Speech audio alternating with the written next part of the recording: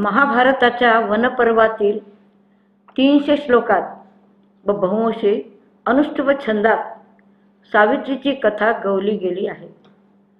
द्यूतात हरल्यामुळे पांडवांच्या नशिबी 12 वर्षांचा वनवास व नंतर 1 वर्षाचा अज्ञातवास आला होता. रानावनात इतस्तता भटकंती झाल्यानंतर वनवास काळाच्या अखेरीच्या दिवसात ते काम्यक वनात आले. प्रत्येकी फुलाफळांनी भरलेले, सरोवरांनी भरलेले, झऱ्यांच्या झुळझुळत्यात मंद स्वरांनी भारलेले असे ते एक नितांत रमणीय स्थान होते. वन्य प्राणी तेथे निर्भयपणे संचार करीत आणि पक्षीजनांच्या मधुर कुजनाने आकाश भरून राही. आजन्म कठोर तपाचरण करून कठीण सिद्धी प्राप्त केलेले शेकडो मुनिजन त्या शांत वनामध्ये राहत होते. या संत समागमात काही काळ व्यतीत करण्यासाठी पांडवांनी हे रम्य स्थान निवडले होते. त्यापूर्वी एकदा मार्कंडेय ऋषींनी पांडवांना भेट दिली होती. त्यावेळी श्रीकृष्ण सत्यभामेसह पांडवांकडे मुक्कामास होता. नारद मुनी त्याचवेळी तेथे आले होते. त्या भेटीत जीवनातील उदात्त तत्वांची, सद्वर्तनांची माहिती ऋषीवर्यांनी युधिष्ठिराच्या मनावर बिंबवली होती. दरम्यानच्या काळात पांडवांना वनवास तर भोगावा लागलाच, पण दुर्दैव असं की त्यांचे कट्टर शत्रू अजूनही त्यांच्या मागावर राहून त्यांना पीडा देतच होते. द्रौपदीसह 5 पांडवांना अपमान गिळावा लागत असे आणि नीती धैर्य सतत खच्ची केल्यामुळे होणाऱ्या मनस्तापाला तोंड देणे भाग होते. एकदा तर जयद्रथाने द्रौपदीला पळवूनच नेले आणि अखेर लढाईत त्याचा पराभव करून तिची सुटका करावी लागली होती. या साऱ्या प्रकारांमुळे उद्विग्न आणि अंतर्मुख झालेला युधिष्ठिर राजा मार्कंडेय मुनींकडे येतो आणि पृच्छा करतो की अशा प्रकारच्या हाल अपेष्टा सहन करण्याची आणि क्लेशदायक जीवन जगण्याची पाळी मानवजातीच्या इतिहासात कुणावर तरी आली होती का? युधिष्ठिराचे सांत्वन करण्यासाठी मार्कंडेय मुनी त्याला अयोध्यापती श्री रामचंद्राची कथा सांगतात. सावत्र मातेमुळे त्याला घडलेला 14 वर्षांचा वनवास, दुष्ट रावणाकडून झालेले सीतेचे हरण आणि त्यामुळे राजाला सोसाव्या लागणाऱ्या अपरंपार यातना याचे एक विदारक चित्र मार्कंडेय मुनी युधिष्ठिरापुढे उभे करतात. शेवटी त्याचा विजय कसा झाला हेही त्याला सांगतात. हे सारे सदाचरणाचेच फलित असल्याचे ते दाखवून देतात. पण द्रौपदी सारख्या पतिव्रता असलेल्या दुसऱ्या एखाद्या स्त्रीच्या नशिबी इतके कष्टभोग आल्याचा दाखला आहे का, अशी विचारणा युधिष्ठिराने पुन्हा पुन्हा केली. तेव्हा मार्कंडेय ऋषी त्याला उदाहरण म्हणून सावित्रीची कथा सांगतात. शृणुराजन कुलस्त्रियाणां महाभाग्यम युधिष्ठिर सर्वमितत् यथा प्राप्तम सावित्र्या राजकन्यया. हे राजा युधिष्ठिरा ऐक, उच्च कुळीच्या स्त्रिया ज्या बहुमोल प्राप्तनाची आकांक्षा धरतात ते राजकन्या सावित्रीने त्यांच्यासाठी कसे प्राप्त करून घेतले ते मी तुला सांगतो. मार्कंडेय ऋषींचे सावित्रीचे आख्यान अशा रीतीने सुरू होते. खूप खूप वर्षापूर्वी मद्र देशात एक उदार मनस्क राजा राज्य करीत होता. तो कठोर धर्माचरणी, भक्तिपरायण वृत्तीचा आणि सत्यनिष्ठेने वागणारा होता. सर्व साधू संतांचा तो आदर करीत आणि आपल्या पौरजनांची काळजी घेत.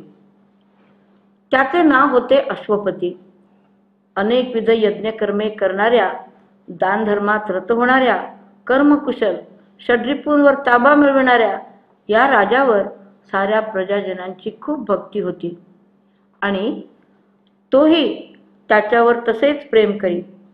प्रत्येक नागरिकाच्या कल्याणाची अधिपतीला चिंता होती आणि त्याचे दुःख निवारण करण्याच्या प्रयत्नात तो मागे राहत असे.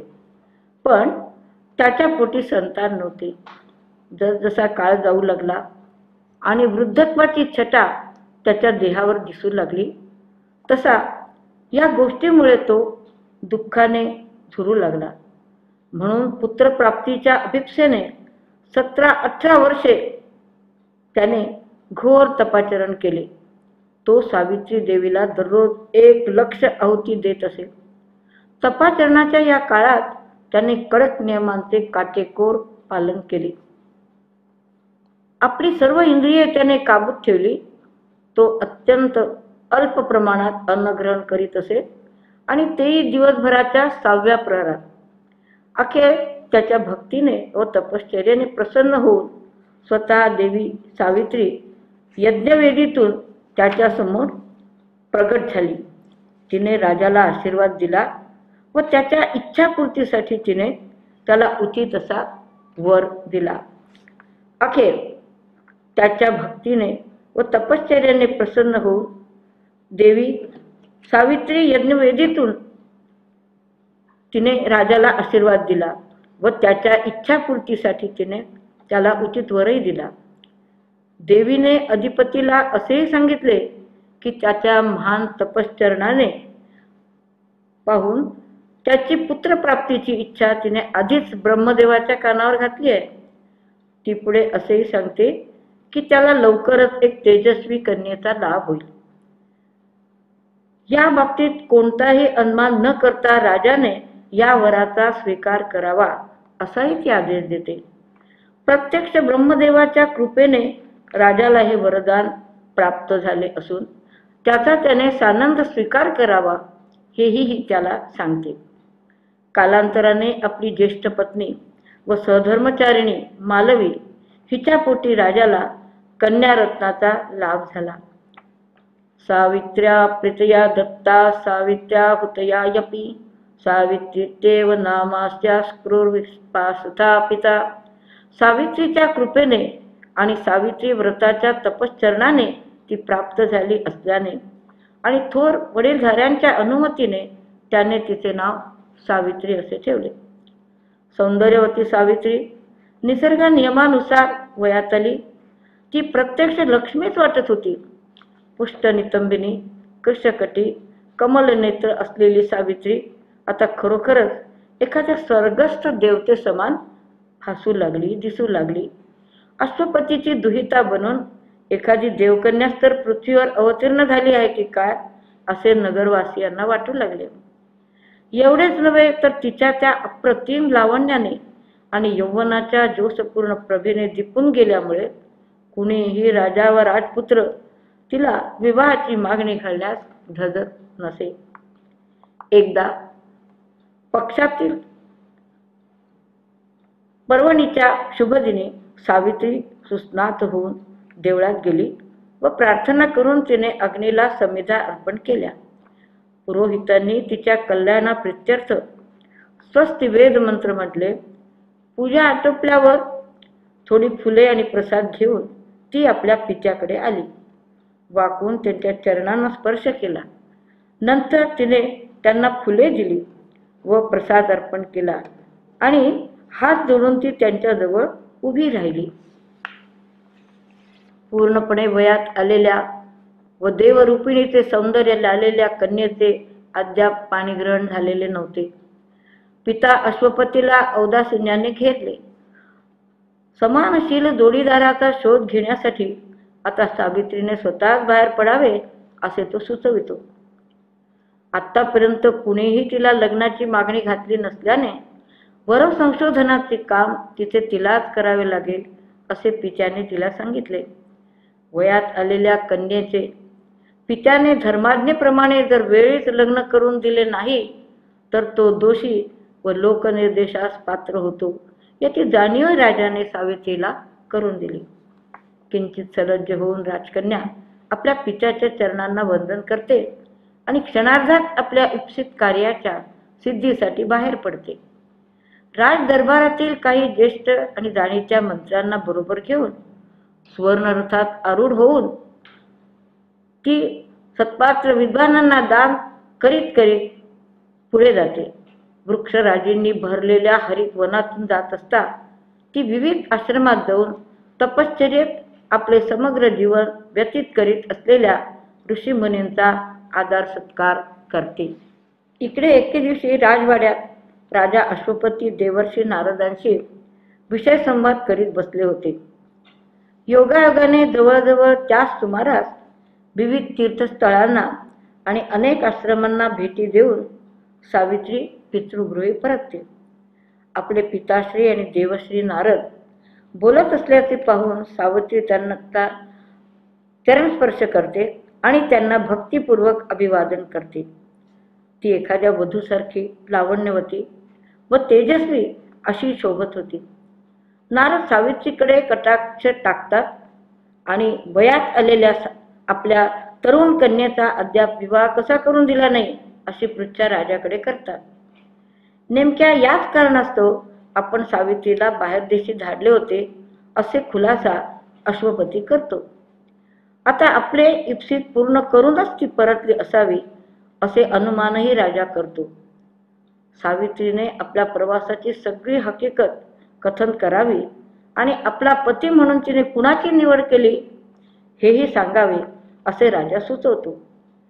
वडिलांच्या विचारण्यावरून सावित्री आपल्या प्रदीर्घ प्रवासातील प्रसंगाचे वर्णन करू लागते आणि त्यातून आपल्या शोधाचे काय फलित निघाले हेही जाहीर करते. सावित्री सांगते की दूरवरच्या शाल्व देशापर्यंत आपण गेलो. सर्व शक्तिमान अजिंक्य व तितका सदाचरणी असलेला द्युम्नसेन राजा एके समयी त्या देशात राज्य करीत होता. दुर्दैवाने त्याला कालांतराने अंधत्व आले. त्याच्या या असहाय्य परिस्थितीचा फायदा घेऊन पूर्वापार शत्रुत्व बाळगणाऱ्या शेजारी देशांच्या राजाने शाल्व राज्यावर हल्ला केला आणि द्युम्नसेनाचा पराभव करून त्याला बायको मुलांसह वनात हुसकावून लावले. इकडे राजाने वनात घोर तपस्या आरंभली आणि त्याचा एकुलता एक मुलगा सत्यवान ऋषीमुनींच्या मार्गदर्शनाखाली अध्ययन करू लागला. त्यातून त्याला दिव्य ज्ञानाची प्राप्ती झाली. याच सत्यवानाला मी जीवनसाथी म्हणून निवडले आहे. पण हा वृत्तांत ऐकल्यावर देवर्षी नारदांनी तात्काळ भयसूचक धोक्याची घंटा वाजवली आणि सावित्रीने सत्यवानाला आपला पती निवडावा ही अत्यंत दुर्दैवाची गोष्ट आहे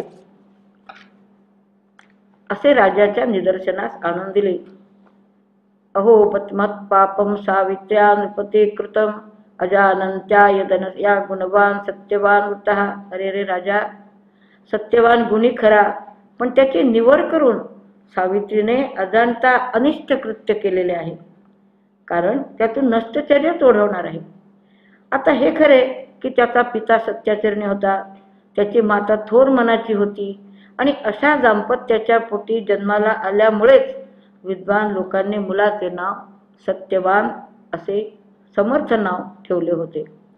या बालकाला चित्रे काढण्याचा मोठा नाद होता व तो नेहमी घोड्यांची चित्रे काढी, म्हणून त्याला चित्राश्व या टोपण नावानेही ओळखत.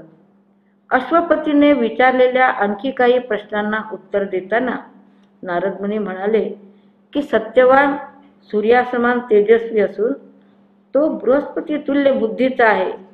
संस्कृतीचा मुलगा रतिदेव याच्यासारखा तो उदार हृदयी असून ययातीसारखा अतिशय निस्वार्थी व सढळ हाती आहे.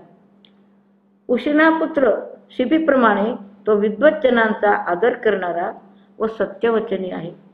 चंद्रासारखा सुंदर दिसत असल्याने तो अश्विनी कुमारांपैकी पण एक आहे अशी शंका पौरजनांच्या मनाला साठून जाते. आपल्या सर्व विकारांचे त्याने दमन केले आहे. वीरकर्मे करण्यात अग्रणी असूनही सर्वांशी तो मित्रभावाने वागतो. वनातील ऋषीजनांना तो प्रिय आहे आणि सत्यवानाच्या सद्गुणांची ते नेहमीच प्रशंसा करतात. पण सत्यवानात काही दोष आहेत का अशी अश्वपतींनी वारंवार विचारणा केल्यानंतर नारद मुनी म्हणाले की त्याच्यात फक्त एकच त्रुटी आहे आणि ती म्हणजे बरोबर 1 वर्षाने त्याचा मृत्यू ओढवणार आहे. अगदी नकळत व अज्ञानातून आणि फक्त या एकाच कारणास्तव सावित्रीने आपला जीवनसाथी म्हणून केलेली सत्यवानाची निवड अनिष्ट नव्हे शापित बाब ठरली आहे. इतकी सारी हकीकत कळल्यावर अश्वपतीने सुचवले की सावित्रीने भरो संशोधनासाठी पुन्हा नव्याने प्रवास करावा आणि आपला पती म्हणून अन्य एखाद्या व्यक्तीला त्याचा शोध घ्यावा. देवर्षी नारदांनी सत्यवान हा अल्पायुषी असल्याचे सांगितल्याने त्याच्या अंगचे सारे गुणविशेष निश्चेष ठरले आहेत आणि म्हणून जे दोषास्पद असल्याचे आधीच ज्ञात झाले आहे त्याचा तिने स्वीकार करता कामा नये. पण सावित्री आपल्या निश्चयाशी ठाम होती. सत्यवानाची निवड आपल्या अंतरात्म्यानेच केलेली आहे. केवळ त्याचेच अनुशासन आपण मानू असे ती आपल्या निर्णयाशी चिकटून राहिली. भावाभावातील पैतृक संपत्तीची वाटणी, कन्यादान, दानशूरांचे दान या तिन्ही गोष्टी फक्त एकदाच घडून येतात, पुन्हा पुन्हा नाही असे सांगून ती म्हणाली की सत्यवान अल्पायुषी आहे का दीर्घायुषी, तो सद्गुणी आहे का दुर्गुणी आहे हे प्रश्नाचा उद्भवतच नाही. ही निवड मी केलेली आहे आणि आता त्याबाबत मी दुसरा विचार करू शकत नाही. तिचा निर्णय आता पक्का झालेला आहे. उच्चतर जीवनाचे एक महान सत्य सांगून तिने आपले म्हणणे अधिक स्पष्ट केले. मनसा निश्चयं कृत्वा ततो वाचार्भिधीर्यते क्रियते कर्मणां पश्चात प्रमाणं मनस्ततः. आधी एखाद्या गोष्टीचा मनोमन निश्चय करून व्यक्ती त्याचा नंतर उच्चार करते व मग कृतीत आणते. तो मनोमन निश्चयच माझ्या दृष्टीने मला प्रमाण आहे. नारद मुनींनी अंतर्यामी जाणले की सावित्री दृढ आणि निश्चल अंतर्भेदी दृष्टी आहे आणि ती धर्मपथावर निश्चयपूर्वक वाटचाल करीत असल्याने त्या मार्गावरून तिला कुणीही परावृत्त करू शकणार नाही.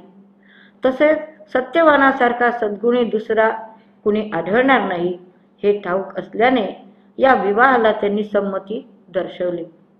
कोणताही अनुचित प्रसंग न येता सावित्रीचा विवाह निर्विघ्नपणे पार पडला असा शुभाशीर्वादही त्यांनी दिला. नंतर सर्वांचे कल्याण चिंतून नारद मुनींनी आपल्या निवासस्थानी स्वर्गलोकी प्रयाण केले.